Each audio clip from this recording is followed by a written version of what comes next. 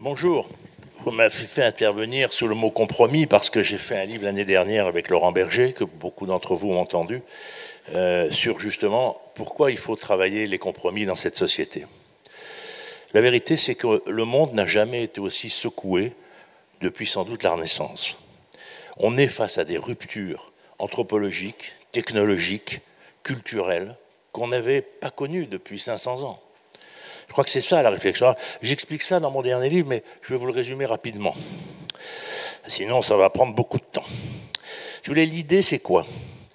L'idée, c'est qu'il y a deux ruptures anthropologiques que sont en train de vivre nos sociétés et qui bouleversent complètement l'ensemble des grands équilibres. Une que vous connaissez, c'est le fait que la nature a pris la main sur l'histoire. C'est plus les hommes qui font l'histoire. C'est plus les hommes politiques qui font l'histoire. Les hommes politiques, ils peuvent se battre à la COP 21 ou la COP 29, ils peuvent se battre pour nous protéger, mais la vitesse des transformations, les gouttes d'eau froide, les gouttes froides en Espagne, les feux, les incendies, on n'a plus les cartes en main pour un certain temps. Et donc pour les sociétés, c'est très difficile, effectivement, d'avoir perdu, au fond, la capacité des grandes idéologies à transformer le monde, etc. C'est plus l'enjeu. Ça, c'est la première rupture, quand la nature prend la main sur l'histoire humaine. Puis la deuxième rupture, qui se produit en même temps, c'est la fin du rapport masculin-féminin qu'on a connu. Nous sommes d'abord des individus avec des projets. Regardez comment les dames investissent dans l'éducation, comment elles progressent dans l'emploi, comment, au fond, elles progressent dans l'indépendance, l'autonomie. Moi, je dis souvent, si vous voulez garder votre femme longtemps, il vaudrait mieux qu'elle n'ait pas de diplôme. Donc on est là dans un bouleversement gigantesque qui bouleverse les femmes, leur donne une place, des droits nouveaux, mais les hommes aussi. Parce que c'était un couple. L'homme devait être héroïque au travail, en politique, en guerre, la famille, au lit. Et puis la femme devait tenir son ménage, sa maison, ses enfants.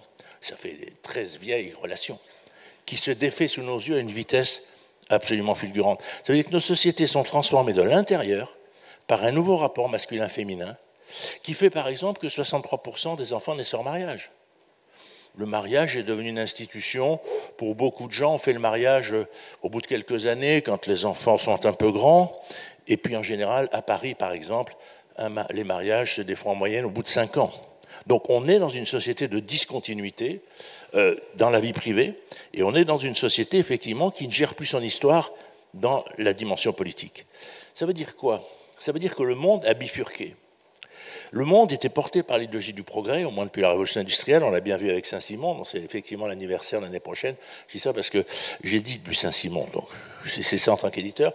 Et donc, si vous voulez, on est là à un moment de l'histoire humaine. Il y a un auteur que vous n'avez sans doute pas lu, sauf si vous lisez le hongrois, parce qu'il est mort en 1956, il s'appelle Beat Stabolski. Il a écrit un petit texte qui s'appelle Les cigognes d'Aquilée. Et il dit, au fond, l'Occident a vécu 3 grandes ruptures. La première, c'est quand le christianisme prend la main sur Rome. C'est la fin de l'esclavage et la liberté de l'individu. Ça a pris du temps, hein, mais bon. Deuxième période, évidemment, la découverte de l'Amérique. Jérusalem n'est plus au centre du monde, c'est la Renaissance. Je remarque qu'en Chine, à la même époque, il y a le même phénomène dans l'Empire Ming. Donc ce n'est pas que l'Occident, même si nous on voit que l'Occident. Et aujourd'hui, effectivement, il y a cette prise de pouvoir de la nature sur notre histoire qui bouleverse l'ensemble des grands équilibres. Et je crois que, si vous voulez, c'est vraiment le fond de ce qu'il faut penser, ces deux ruptures anthropologiques. Comment on s'y adapte, comment on modifie nos lois, nos règlements, comment on protège les populations, et notamment, évidemment, les plus fragiles, qui sont les plus en difficulté. Et après, il y a 2 révolutions technologiques gigantesques. L'autre jour, j'animais un club avec Jean-Dominique Sénard, qu'évidemment vous connaissez bien ici, puisqu'il a été PDG de Michelin. Il racontait une histoire. Il disait, j'ai fait venir le meilleur spécialiste de l'intelligence artificielle pour tout le staff de direction du groupe Renault au niveau mondial.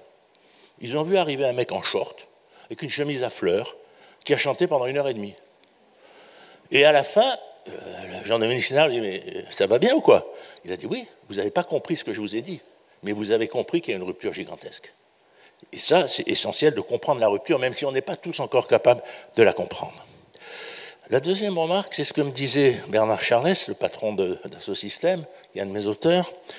Il disait, au fond, l'industrie a dominé le vivant. La révolution industrielle, c'est la domination des femmes, des colonies et de la nature. C'est le saint critère. Ce n'était pas nouveau, mais ça s'est renforcé de façon extraordinaire. Aujourd'hui, l'industrie, elle est dans la nature. Elle travaille avec le vent, elle travaille avec le soleil. Et il me prenait l'exemple d'une chose dont il était extrêmement fier, c'est qu'il venait de réaliser l'opération d'un cœur des nourrissons qui avait 3 mois après sa conception dans le ventre de sa maman. Le cœur était dysfonctionnel, ils l'ont entièrement restructuré, sans ouvrir, simplement avec leur technologie moderne. Et le gamin est parti en courant, si j'ose dire, à la naissance. Donc, il me dit, c'est ça la nouvelle industrie. Elle rentre dans le vivant. Elle peut corriger le vivant, l'utiliser. Et il me disait aussi, Jean, ne te trompe pas, c'est Hollywood qui a créé la Silicon Valley. Ce n'est pas la Silicon Valley qui a créé Hollywood. C'est parce qu'il y a Hollywood, parce qu'il y avait des codes culturels, des innovations dans le cinéma, etc., que des jeunes industriels, ou des jeunes tout court, ils n'étaient souvent pas industriels avant, ont capté ces corps, ces cultures, et les ont intégrés dans le monde industriel, et ont fait les fortunes qu'on connaît dans les GAFAM, etc. Et nous, il faut qu'on se dise ça. Hollywood a créé la Silicon Valley. On est leader international des jeux, par exemple, numériques. Quels sont les liens entre le monde des jeux numériques et vos entreprises? C'est une question qui me semble tout à fait essentielle. Donc retenez ça, retenez que la nature fait l'histoire, retenez cette nouvelle position de l'individu. Et vous savez, cette nouvelle position de l'individu, elle a 2 conséquences majeures pour nous. L'effondrement de la natalité, les chiffres aujourd'hui sont encore là, parce qu'on ne se marie plus. Et que, si vous voulez, avant, au fond, on se mariait, il y avait un âge, ça légitimait la vie intime, alors qu'avant, on n'y avait en principe pas droit, et donc c'était une bonne raison de se marier. Donc, naturellement, 9 mois plus tard, les conséquences se précipitaient, et une fois qu'on en avait fait un, on avait mis la machine en route. Mais nous, premier bébé, dans les milieux qui sont passés à l'université, 31 ans, 32 ans. Là, cette année, on voit bien que les mamans de plus de 35 ans n'ont plus fait... On attendait un enfant avant 40 ans, il y a un effondrement de la deuxième natalité. Donc, baisse de la natalité parce que cette année, on change la voiture, elle était au chômage, enfin bon, on attend tout ça, etc. Et puis, effectivement, le rapport au travail n'est plus le même parce que les hommes étaient dans cette culture de l'héroïsme. Ce qui était bien, c'est de dire « mon mari est un gros travailleur ». Alors, surtout un chef d'entreprise, c'est un très, très gros travailleur. Mais les dames n'ont pas cette logique. Et les dames, elles travaillent très bien, elles font leur boulot parfaitement, mais elles n'ont pas cette idée de fierté investie sur la force et le pouvoir. Et les hommes, mais qu'est-ce qu'on travaille moins? En moyenne, en France, on travaille 40 heures, mais vous vous rendez compte qu'on travaille 70 heures en 45. Quoi. Je veux dire, moi, j'avais travaillé auprès de la ministre sur les 35 heures. C'était génial, parce que les dames se demandaient si elles allaient garder un peu de temps pour leurs enfants, si elles allaient avoir... Et en général, la seule chose où elles avaient gagné du temps, c'était sur le gommage. Et les messieurs, j'achète un vélo, je vais au ski, je m'inscris dans un club de sport. Les hommes se faisaient des prêtirs pour eux. Le rapport au temps était complètement différent. Les hommes travaillent de moins en moins, les dames de plus en plus. Donc on est dans toutes ces transformations qui changent nos sociétés d'une façon extraordinaire. Et donc qu'est-ce qui se passe? Il se passe qu'on sort des cadres hérités de la société historique, le mariage, ou de la société démocratique. En gros, on ne se marie plus, on n'est plus obligé d'aller voter. On n'est même pas obligé d'avoir un CDI, on peut préférer être auto-entrepreneur ou avoir un CDD.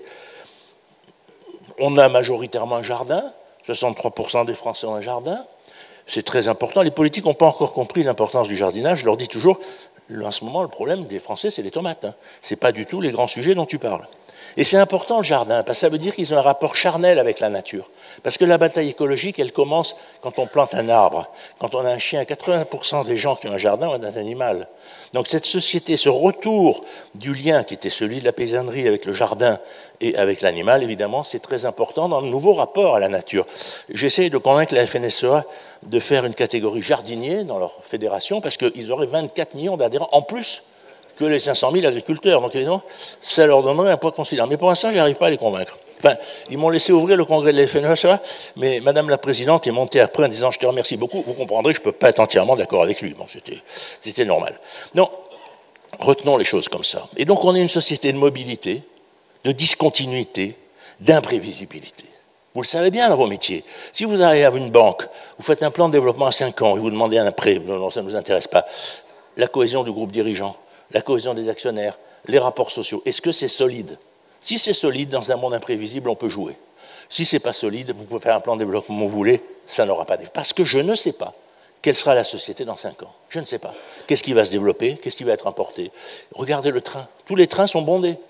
Parce que la SNCF n'avait pas prévu que la bataille écologique, on l'amène avec nos pieds, avec nos trains. Alors ils sont en train de fabriquer des trains à toute vitesse, mais ils sont évidemment en retard. D'ailleurs, ils ont détruit des vieux trains il n'y a pas longtemps, parce qu'ils pensaient que ça n'allait pas croître. Et ça a complètement tourné avec le Covid. Le train est un exemple parmi d'autres, mais il est fascinant. Et donc, on est là-dedans.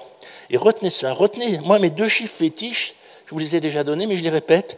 C'est 63% des bébés hors mariage. La France est le pays leader du refus des cadres, le leader dans les grandes démocraties, et 63% des gens en jardin. Si vous regardez la société avec ces deux clés, vous n'avez pas la même vision que celle que vous voyez tous les jours, dans une société en pleine transformation, qui a une image négative, l'actualité noire, les médias sont complètement catastrophistes, etc. On est quand même le pays le plus solidaire au monde, et donc il faudrait quand même là-dessus être très prudent. Mais regardez tout ça. Et la grande pandémie, au fond, c'est le début de la grande guerre climatique. La grande pandémie, c'est 5 milliards d'hommes qui ont modifié leur façon de vivre et qui en ont sauvé 300 millions. C'est les études des statisticiens, en s'enfermant chez eux, en arrêtant de se promener, etc. Et vous savez que ceux qui ont le plus souffert pendant la grande pandémie, c'est les chiens. Parce qu'ils pouvaient faire 8 promenades par jour, mais le pauvre chien, évidemment, puisqu'on a le droit de promener son chien. Donc on le prêtait aux voisins pour qu'ils promènent le chien. Ils n'ont jamais été aussi fatigués. Et donc on est dans cette situation. C'est la première guerre commune de l'humanité. On a mené le même combat à 5 milliards, avec des techniques différentes. Les Chinois, ils fermaient la porte à clé, ils partaient avec la clé. Nos démocraties, on n'avait pas ça, etc., heureusement. Et on a sauvé 300 millions de vies. Le vaccin sauvait à peu près 30 millions de vies. Il y a eu 30 millions de victimes au jour d'aujourd'hui. Il y aura d'autres pandémies. Mais ce que je veux dire, c'est que ce qui compte, c'est pas ça. C'est qu'effectivement, c'est la première bataille mondiale de l'humanité. Il n'y a jamais eu, dans l'histoire humaine, 5 à 6 milliards d'hommes qui mènent le même combat. Pourquoi? Mais parce qu'on était reliés par le monde numérique.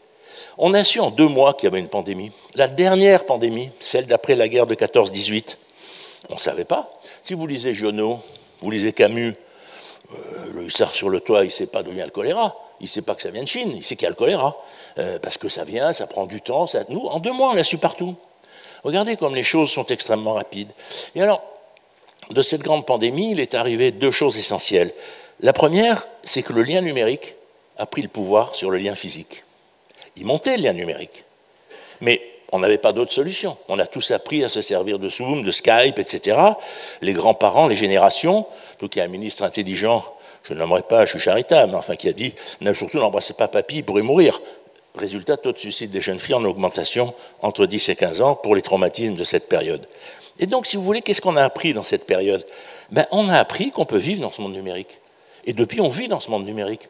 25% des gens en télétravail. Les jeunes, la culture, c'est que du numérique, sauf les teufs, les fêtes. Mais sinon, vous avez vu un jeune à l'opéra? Il faut le surveiller, parce que c'est vraiment qu'il est salement encadré, parce que spontanément, il ne va pas y aller tout seul. Et donc, vous êtes là dans un bouleversement des pratiques sociales. Le sexe, excusez-moi, pendant la pandémie, on a dû ralentir les serveurs sexuels, tellement ils étaient demandés, parce que sinon, on ne pouvait plus travailler. Donc, pour qu'on puisse travailler, il a fallu les ralentir. Donc, si vous voulez, on est dans tout ça.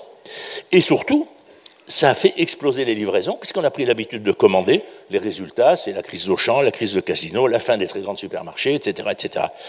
Et cette société de la livraison, cette société de la culture, cette société numérique du travail qui nous emporte, elle se développe et l'IA va l'accélérer d'une façon extraordinaire, avec du coup une crise énorme dans l'appareil d'État. On voit très bien que les entreprises, quand vous êtes une entreprise, c'est comme moi, que si vous ne vous adaptez pas, par exemple, à l'IA, c'est très simple, vous allez disparaître. Donc, il y en a qui vont disparaître, il y en a qui vont être achetés, mais un État, ça ne disparaît jamais, ça augmente les impôts. Ça explique une partie de la politique américaine. Mais le complément de cette société numérique, c'est qu'on a besoin de rapports physiques, charnels. Donc les gens développent une culture du proche. Le mot le plus à la mode depuis la grande pandémie, c'est les proches et le proche. Parce qu'on s'est replié sur la famille, et au fond, on en a été extrêmement satisfait. Vous savez, le bisou obligatoire quand on arrive le matin dans l'entreprise, tout ça, terminé. Donc on a modifié les rapports à ce niveau-là.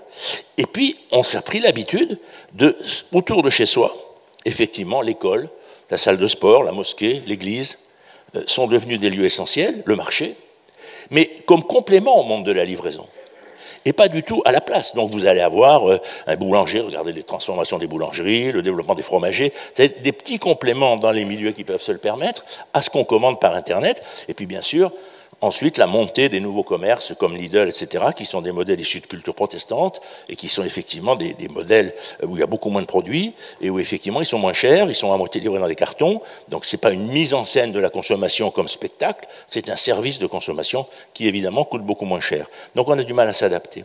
Donc c'est tout ça qui se passe. Et du coup, si vous voulez, le rapport au travail, pour faire image, je dirais, avant la grande pandémie, on était encore en fin de culture fordiste. Une hiérarchie, des cadres, etc. Maintenant, on n'est plus dans une culture fordiste. On est au fond dans une chose très simple. Votre espérance de vie est de 700 000 heures.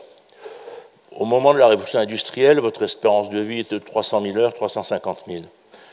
Donc en gros, vous avez gagné 50 ans, on a à peu près, enfin vous connaissez nos délais, mais on a une espérance de vie de 700-750 000 heures. Dessus, on travaille 62 000 heures. Le président Macron nous a rajouté effectivement 3 216 heures, je crois, de travail sur une vie de 700 000 heures qui, en plus, entre-temps, a progressé pas mal, puisque l'espérance de vie s'est remise à augmenter. Ça veut dire que le travail, c'est 10% de la vie sur Terre, le temps de travail. Et le temps d'étude, c'est la moitié du temps de travail. Vous faites effectivement à peu près 70 000 heures, 72 000 heures de travail pour 32 000 heures d'études, c'est Bac plus 4. C'est ça les sociétés modernes. Et c'est ce type de système. Et donc ça veut dire quoi? Ça veut dire que l'essentiel de mes liens sociaux, de mes amours, de mes connaissances, je les ai faits en dehors du travail. Je les ai faits en dehors du travail, pendant les vacances, pendant les études. En plus, tout le monde va au lycée. Donc, les couples, souvent, démarrent au lycée. Le premier couple, en général, est une rencontre au lycée. Le deuxième est souvent un couple numérique. Donc, il y a deux modèles de construction des couples. Et la plupart du temps, le deuxième couple arrive avant 40 ans. J'ai tendance à dire, quittez vite votre conjoint après le bébé pour en faire avec quelqu'un d'autre. Parce que d'un point de vue nataliste, c'est beaucoup plus performant. Mais dans les milieux populaires, ça ne marche pas. Parce que dans les banlieues, comme on dit, les enfants arrivent vers 20 ans, 21 ans, 18 ans, 17 ans. Et là, on a 40 à 50% des logements occupés par des femmes seules avec enfants, non diplômées, qui souvent n'ont pas le permis et qui courent pour trouver des sous et pour élever leurs enfants. Et on voit bien les problèmes que ça pose et comment la drogue s'est habilement développée dans ce créneau chez les garçons. Parce que les filles ont bien compris que l'indépendance, ça passe par l'école. Et dans la même école, les garçons échouent complètement parce qu'ils sont complètement opposés, donc discours, Algérie, etc., Intifada, alors que les filles sont dans autre chose. Et donc, du coup, dans cette société, c'est quoi l'entreprise? C'est devenu le lieu de la confiance. Et c'est ça qui est très paradoxal, c'est qu'au fond, plus les politiques s'effondrent en confiance, parce qu'ils ne savent pas, pour l'instant, gérer la bifurcation dont je parle. Vous savez, dans les années 60, 35% des gens allaient à l'église, 25% votaient communistes. C'était ça le cœur idéologique des deux camps. L'église, aujourd'hui, c'est 4% de pratiquants. Le Parti communiste, c'est 2% de votants. Donc les deux grands camps culturels, je ne parle pas de religion et de croyance, culturels, qui structuraient la société, se sont complètement effondrés. Et parce qu'on n'est plus dans l'affrontement capital-travail, 90% des accords sont signés par tous les syndicats dans les entreprises, y compris la CGT, 90%. Donc le conflit capital-travail, il peut y avoir des conflits ponctuels, il y a des conflits autour de l'appareil d'État. Parce que l'école, l'hôpital, ça coûte cher, ça ne marche pas bien, il y a énormément de surgestion, etc. Mais l'entreprise privée n'est plus... L'entreprise est un lieu de confiance. Et ce qui est frappant, vous voyez, quand on demandait, il y a un sondage de Jean Jaurès il y a 2-3 ans, il disait aux gens, qu'est-ce qui symbolise les valeurs républicaines? Je passe devant une école, République. Je passe devant une mairie, République. Je passe devant une entreprise, République. Les trois lieux centraux du lien social. Je vous rappellerai que 20% des couples se sont construits dans les entreprises et 43% des collaborateurs ont eu des aventures sentimentales, et je suis poli. Donc on est dans ce type de situation. Et la petite entreprise était très haut en notoriété et en confiance pour gérer la crise climatique. Et la pandémie a valorisé les très grandes. Parce que pourquoi on n'a pas eu de problème? Parce que les supermarchés étaient approvisionnés. On n'a jamais manqué de produits alimentaires, etc. Rappelez-vous, au début, les gens faisaient des stocks énormes, ils prenaient deux trucs qui leur semblaient fondamentaux, les pâtes et le papier hygiénique. Et puis après, ils se sont rendus compte que non, ça marchait. La nuit, il y avait des camions qui conduisaient, il y avait des vendeuses à qui on disait merci, etc. Ça a bien changé. Mais donc les grandes entreprises sont montées dans la confiance populaire. Et ça, c'est un atout. Et si vous regardez les élections américaines, dites-vous quand même que ce n'est pas le prise du pouvoir des grandes entreprises sur la cité. Ça pourrait être une façon de détourner Saint-Simon parce qu'ils n'étaient pas exactement sur les mêmes valeurs. Donc on est exactement dans ces bouleversements, dans cette vie qui s'allonge, dans cette vie où on fait moins d'enfants, dans cette vie où on a peur des arrivants, alors que 20% des enfants qui naissent en France sont des enfants de la colonisation. 20%. C'est-à-dire 2 enfants sur 10, ils sont, j'allais dire, ou noirs ou bronzés, pour être vulgaire. Et c'est ceux à qui on donne le moins d'éducation. Mais c'est 1/5 de notre génération suivante. Alors on n'arrête pas de dire qu'on manque d'enfants, et en plus ceux qu'on a, on ne s'en occupe pas bien. C'est quand même tout à fait contradictoire. Et au fond, si vous voulez, on était sur un modèle qui est celui de Georges Duby, etc. Le thème, c'était la ville rend libre. On monte vers la ville. Et rappelez-vous, moi qui suis à moitié en partie breton, comment les mamans envoyaient leurs filles vers la ville pour qu'elles accèdent au propre. Toute l'histoire de Bécassine, etc., d'ailleurs que les Bretons n'aiment pas. Et parce que la ville, c'était le propre. la ville, c'était la liberté. Mais nous, aujourd'hui, qu'est-ce qui rend libre? Mais ce qui rend libre, c'est notamment la nature. Quand 63% des gens ont un jardin, soit dans le périurbain, soit dans les villages, effectivement, ça transforme complètement les choses. Ce qui rend libre, c'est les vacances. Ce qui rend libre, c'est le fait de faire du sport. Ce qui rend libre, c'est d'avoir des aventures sentimentales. Vous avez vu hier tous les chiffres pour les dames et les messieurs. Et donc, on est là dans cette transformation de l'ensemble de nos valeurs. Et au fond, aujourd'hui, c'est la nature qui rend libre. Et c'est la défense de la nature qui devient un enjeu absolument majeur. Dans une société où la transformation du travail fait que les gens demandent du sens. Mais du sens pour eux. Quel est le sens de travailler chez Total? Je prends Total, alors qu'ils viennent de réussir une usine en Chine qui est une pure merveille, un truc de capteur solaire qui est l'équivalent de 9 centrales nucléaires. Donc c'est énorme. Bon. Donc pour ça, je ne veux pas taper sur Total pour le principe. Mais si vous allez dans une entreprise à forte image, une entreprise écolo, une entreprise où il y a de la cogestion, où il y a des valeurs comme ça, vous allez gagner en identité et en positivité. Et vous allez vous y accrocher.